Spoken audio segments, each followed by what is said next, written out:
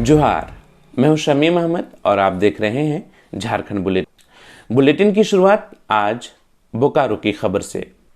बोकारो के स्थानीय पत्रकार अरविंद शर्मा पर कातिलाना हमले के 2 आरोपियों को दुगदा थाना की पुलिस ने गुरुवार को गिरफ्तार कर तेनुघाट जेल भेज दिया।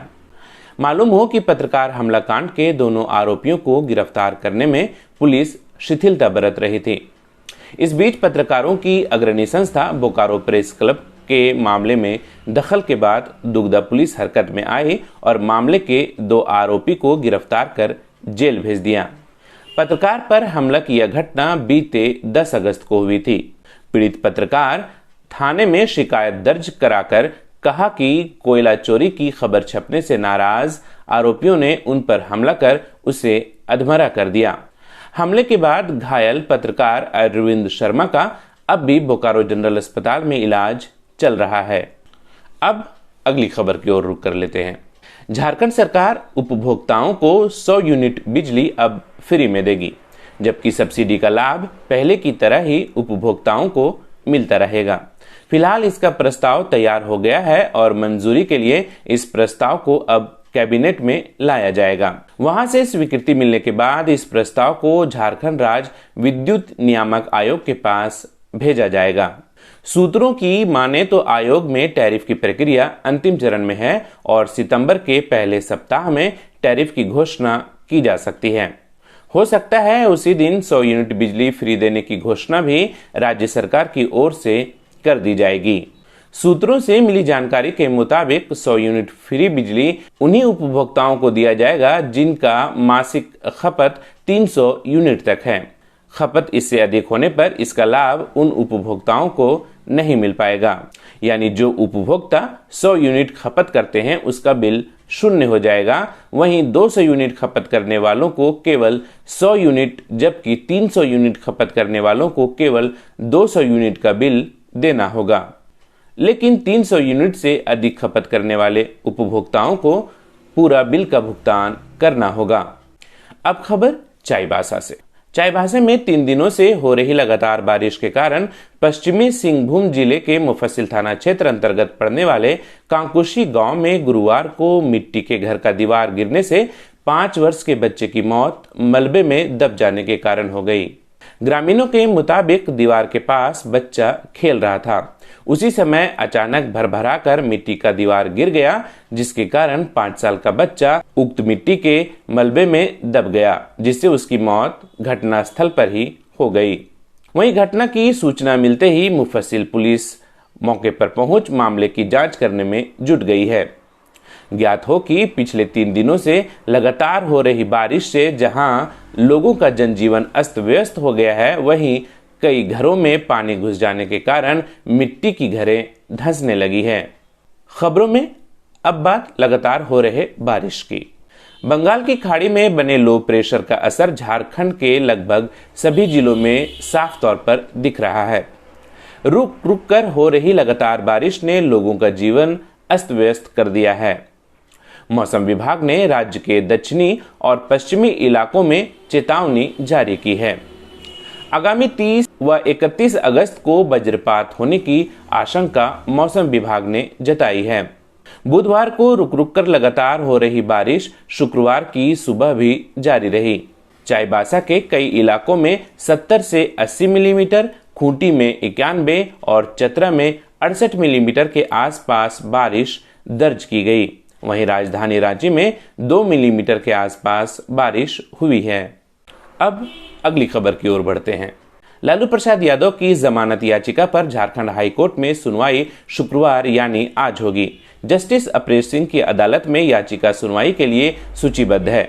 चारा घोटाले के चाईबासा कोषागार से अवैध निकासी से जुड़े मामले में जमानत देने का आग्रह लालू प्रसाद यादव ने किया है। याचिका में कहा गया है कि उन्होंने आधा सजा काट ली है। वे diabetes, high blood pressure, chronic kidney disease जैसे बीमारियों से जूझ रहे हैं। यही वजह है कि उन्हें बिरसा मुंडा केंद्रीय कारा होटवार में न रखकर रिम्स में भर्ती कराया गया है। जमानत याचिका में लालू प्रसाद यादव ने सुप्रीम कोर्ट के उस आदेश का हवाला दिया है जिसमें कहा गया है कि आधी सजा काट लेने के बाद जमानत दी जा सकती है। ज्ञात हो कि सीबीआई की विशेष अदालत ने चाईबासा कोषागार से अवैध तरीके से 37 करोड़ 70 लाख और 33 करोड़ 67 लाख रुपए की अवैध निकासी मामले में 5-5 साल की सजा सुनाई है। दोनों सजा साथ साथ चल रही है। इस मामले में श्री यादव बीते 23 दिसंबर 2017 से जेल में हैं। खबर जमशेदपुर से। जमशेदपुर के सीताराम डेरा थाना क्षेत्र के निर्मल नगर होम पाइप में नौकरी जाने से परेशान युवक ने फांसी लगाकर आत्महत्या कर ली। युवक ने फंदा बनाने के लिए अपनी पत्नी के दुपट्टे का इस्तेमाल किया। 26 वर्षीय युवक की पहचान अभिषेक कुमार मंडल के रूप में हुई है। मृतक के पिता अरविंद मंडल ने बताया कि ठेकेदारी के तहत अभिषेक प्राइवेट जॉब करता था। लॉकडाउन के बाद उसकी जॉब चली गई और वह आर्थिक तंगी से परेशान था। घटना के समय उनकी पत्नी 6 माह की बेटी के साथ अपने मायके में थी। घटना बुधवार रात की है। परिजनों को इसकी खबर गुरुवार को उस वक्त लगी जब दिन में काफी देर तक दरवाजा नहीं खोला गया। परिजन जब कमरे की ओर गए तो अभिषेक को खिड़की में फंदे से लटका पाया। बाद में दरवाजा तोड़कर मृतक को फंदे से नीचे उतारा गया। इस बीच सूचना पाकर मौके पर पहुंची पुलिस शव को कब्जे में लेकर पोस्टमार्टम के लिए भेज दिया। वहीं आत्महत्या किन वजहों से की गई, इसकी पड़ताल में पुलिस जुट गई है। अब पुलिसिया जांच के बाद ही स्थिति साफ तौर पर स्पष्ट हो पाएगी। अब खबर गिरिडीह से। गिरिडीह जिला के नीमिया घाट थाना क्षेत्र के बालीडीह में पुलिस और सीआरपीएफ 154वीं बटालियन की संयुक्त छापेमारी में बालीडीह के सियारी मोड़ पथ पर एक पुलिया के नीचे नक्सलियों द्वारा लगाए गए 7 किलो का एक केन बम बरामद किया, जिसके बाद केन बम को सीआरपीएफ की टीम के बम निरोधक दस्ता ने मौके पर बम को निष्क्रिय कर दिया।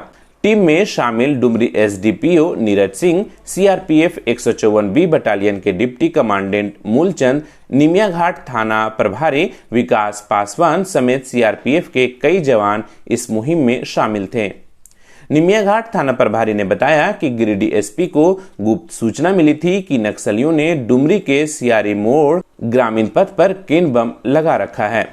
सूचना के बाद एसडीपीओ नीरज सिंह और डिप्टी कमांडेंट मूलचंद के नेतृत्व में सर्च अभियान चलाया गया। इसी दौरान पुलिस ने बरलीडीह के समीप एक पुलिया के नीचे किसी विस्फोटक सामान का इंडिकेशन प्राप्त किया, जिसके बाद पुलिया के नीचे रखा केन बम बरामद किया गया।